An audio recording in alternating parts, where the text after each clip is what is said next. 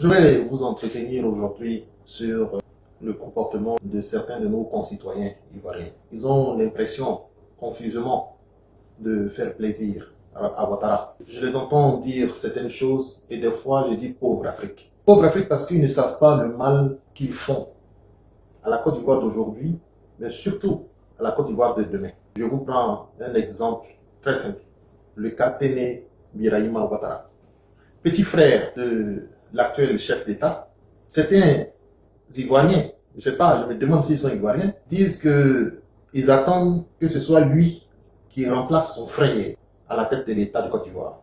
Non seulement ils ont félicité la création du poste de vice-premier ministre, mais au-delà de cela, ils souhaitent que ce monsieur remplace Ouattara dans quelques années. Soit nous sommes dans un cas d'ignorance profonde, soit nous sommes dans un cas de mauvaise foi. Mais l'un et dans l'autre, c'est que nos parents se sont battus pendant des cinquantaines d'années pour que nous soyons libres et que nous puissions jouir non seulement de la démocratie, mais d'un état de droit.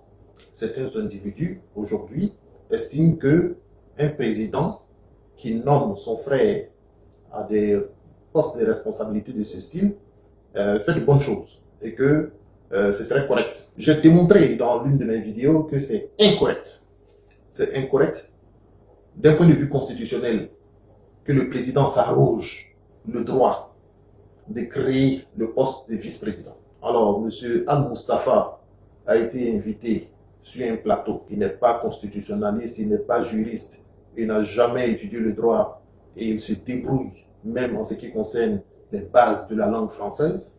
Il se débrouille et c'est lui qui vient parler de questions hautement constitutionnelles. Il informe Guillaume Vergès de ce que le poste de vice-premier ministre aurait existé à l'époque. Après renseignement, on découvre que c'était en 59, avant même que la Côte d'Ivoire ne rentre dans sa première république à proprement parler. Mais ce sont des concepts que Al-Mustafa ne peut pas comprendre. Ce n'est pas sa faute, hein, il n'est pas juriste. Donc il ne peut pas comprendre ce que nous appelons la res publica, la République. Dans une république, il y a une constitution. Vous voyez que la France est à sa 5e république, donc la Côte d'Ivoire est à sa 3e république. Il faudrait que Al-Mustafa, lorsque nous disons que le poste de vice-premier ministre a été créé, c'est parce que nous parlons de constitution. Dans la première constitution, la deuxième, la troisième, il n'existe pas de poste de vice-premier ministre. Monsieur Al-Mustafa ne doit pas dire de telles choses. Il est important parce que lorsque nous sommes rentrés dans le concept de république, nous avons donc épousé les questions de séparation de pouvoir. Et dans la question de séparation de pouvoir, il y a le pouvoir exécutif, le pouvoir législatif, le pouvoir judiciaire. Et dans le pouvoir exécutif, on a le président, le gouvernement, et le gouvernement est chapeauté par le Premier ministre. Et c'est ce que la Constitution dit. Le gouvernement est formé du Premier ministre et des ministres. Lorsque le président de la République s'arroge le droit de créer un poste de vice-premier ministre, il change l'ossature, la structure du gouvernement. Ça veut dire que tous nos enfants qui sont allés à l'école de droit ces 20 dernières années, on leur a enseigné que le gouvernement est formé du Premier ministre et des ministres. On explique même comment ils sont choisis. Le Premier ministre propose des ministres au président de la République, il les nomme. Voilà. Oui, ça revient au pouvoir discrétionnaire du président de la République de nommer le Premier ministre. Les ministres sont nommés sous proposition du Premier ministre. Et c'est comme ça la dynamique de notre régime, du régime que nous avons choisi en Côte d'Ivoire depuis 1960.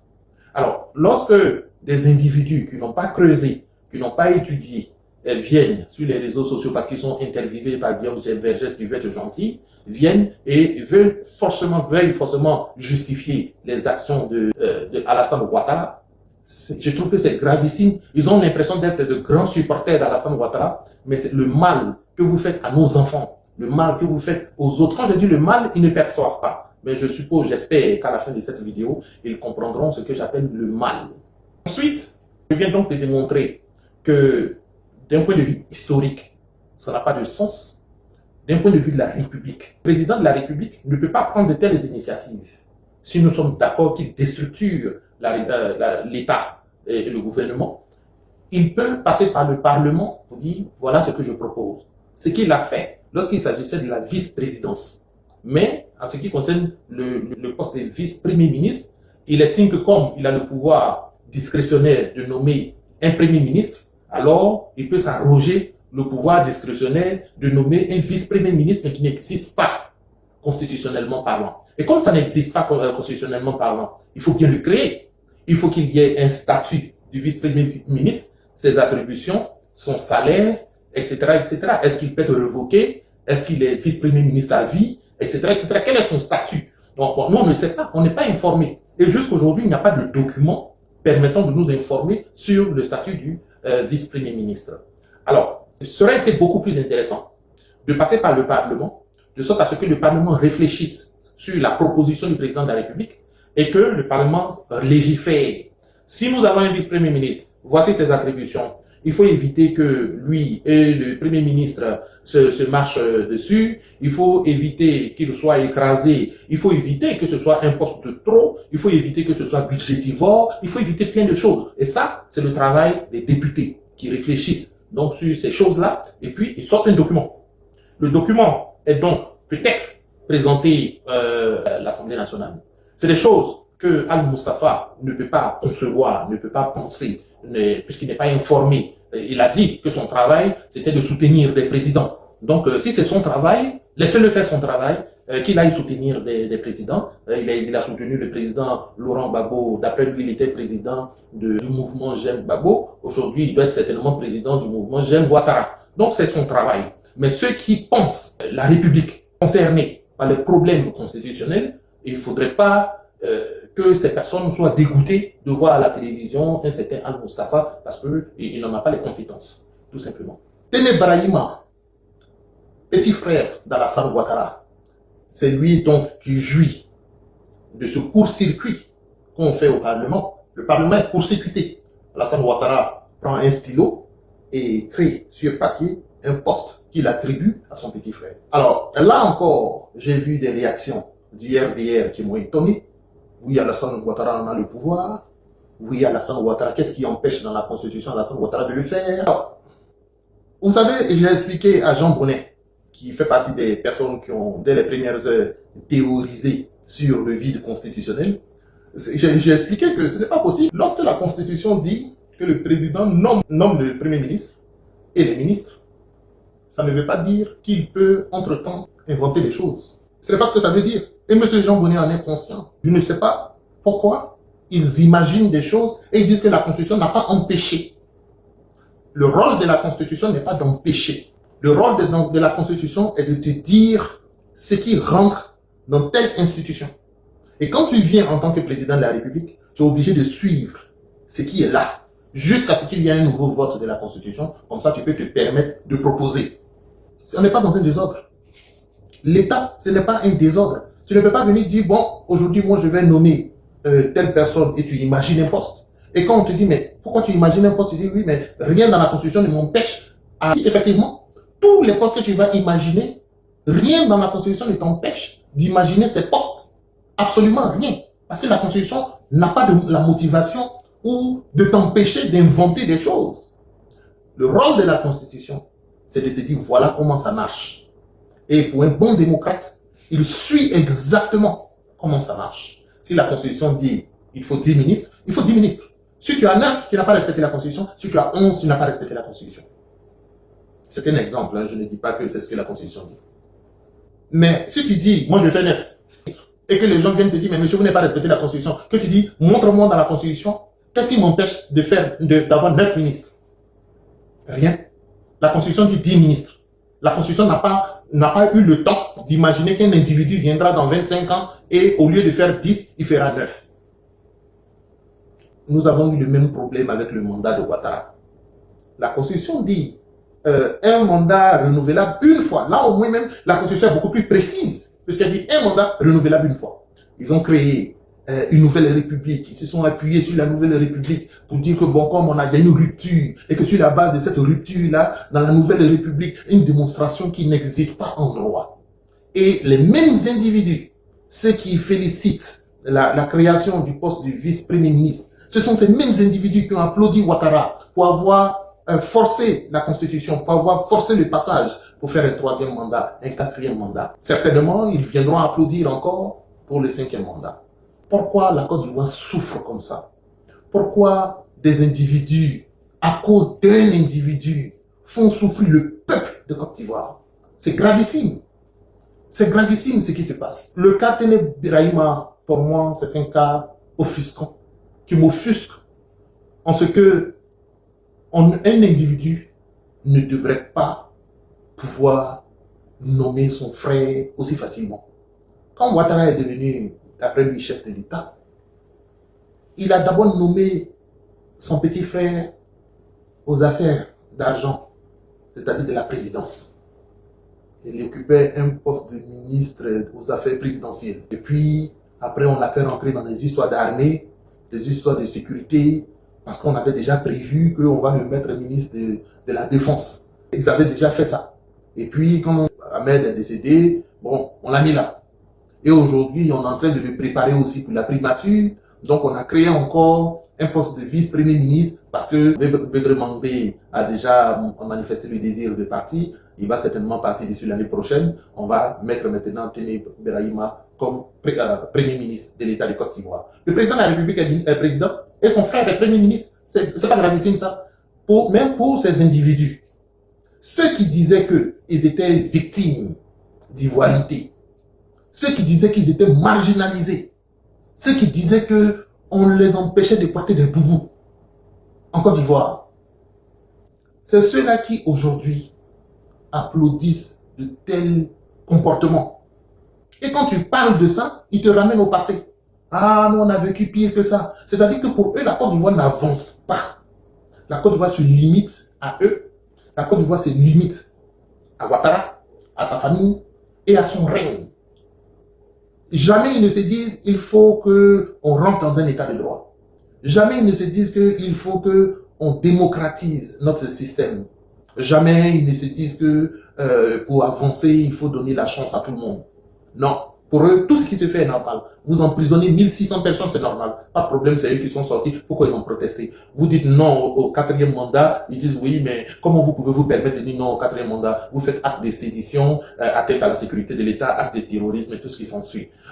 Vous dites non à Ouattara parce que vous dites trop c'est trop. On dit tout mouvement trop c'est trop, c'est mauvais. Pourquoi on dit trop c'est trop? Et c'est ce même groupe-là, les victimes d'hier. Non, en réalité, ils n'étaient pas victimes. Ils n'ont jamais été victimes. En réalité, ils ont mis un système de communication sur pied pour pouvoir accaparer le pouvoir d'État et puis faire ce qu'ils sont en train de faire. Se venger des peuples du Sud. C'est ce qu'ils sont en train de faire.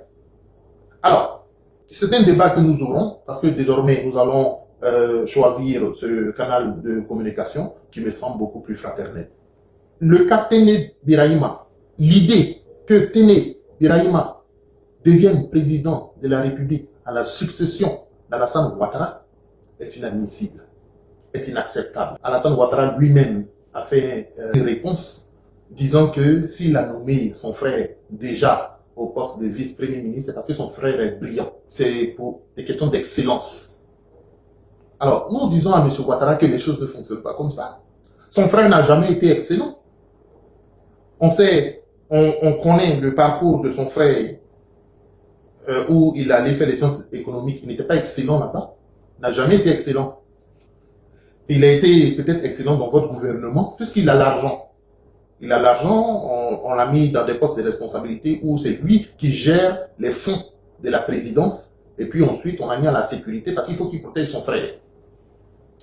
Donc si c'est ça que vous appelez l'excellence, tout le monde peut être excellent. C'est sûr que moi, si mon grand frère est président de la République et que je suis son ministre de la Défense, je vais protéger mon grand frère. Ah oui, je vais pas laisser n'importe quel individu venir voler le pouvoir de mon grand frère. Donc je vais faire un travail excellent. C'est ce que vous appelez excellence? Non, mais ce Téné Birahima n'est pas excellent. Il n'est pas excellent. Ni en théorie, ni en pratique. Il fait ce que n'importe quel frère aurait fait pour son grand frère ou pour son petit frère. C'est comme ça que ça fonctionne. Donc, si aujourd'hui il est ministre de la Défense, c'est bien pour faire ce travail-là. Il n'y a pas d'excellence là-dedans. Il ne peut pas être président de la République de Côte d'Ivoire. Parce qu'au moment où tous les autres pays, les pays où Ouattara est étudié, les pays où nous sommes en train d'étudier, nous sommes en train de vivre, tous ces pays-là ont créé des mécanismes pour éviter qu'on passe le flambeau de père en fils, ou de frère en frère, ou de sœur en sœur. Ils savent bien, tous ces pays, que ce soit la France, qui a pratiquement un système ou une constitution similaire à la nôtre. C'est-à-dire qu'un président ne peut faire plus de 2 mandats, le président de la République nomme son premier ministre, les ministres sont proposés, sont nommés sous proposition du premier ministre. Tout ça, c'est dans la constitution française. Donc, je veux dire qu'on peut juste regarder à côté et puis voir comment ils font là-bas. Mais jamais, jamais, dans l'histoire de la France, un président ne s'est permis de nommer son frère ministre, a fortiori premier ministre. Jamais de la vie. Mais pourquoi ça ne se fait pas là-bas? C'est pas parce que dans la Constitution, il est écrit, s'il vous plaît, chers amis, lorsque vous venez au pouvoir, ne nommez pas vos frères. La Constitution, comme je vous l'ai dit, ne fait pas ce travail-là.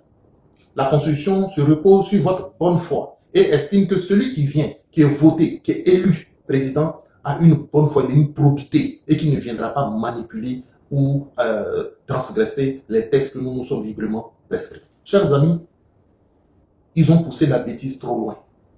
Pour eux, Téné Birahima Ouattara doit remplacer Alassane Ouattara. Eh bien, nous allons vous combattre. Eh bien, vous allez faire ce que vous avez toujours fait depuis 2011. Vous allez nous brimer, vous allez nous emprisonner, vous allez nous réprimer dans le sang. Vous allez le faire, ça ne pose pas de problème.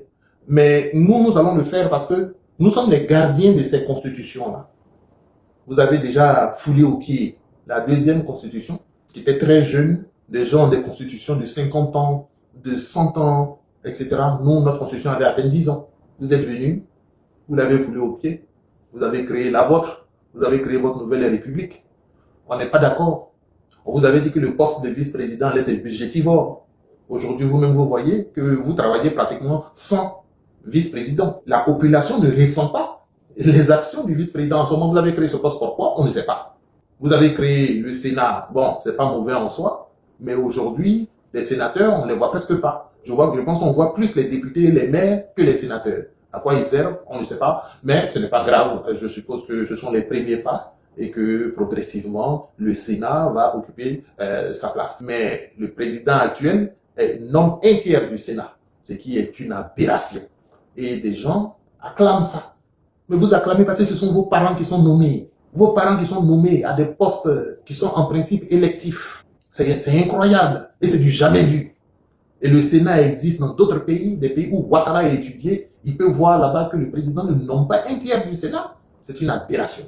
Donc, Téné Birahima Ouattara, s'il doit devenir président en Côte d'Ivoire, eh bien, ce serait la continuité de l'aberration. Et nous allons nous opposer.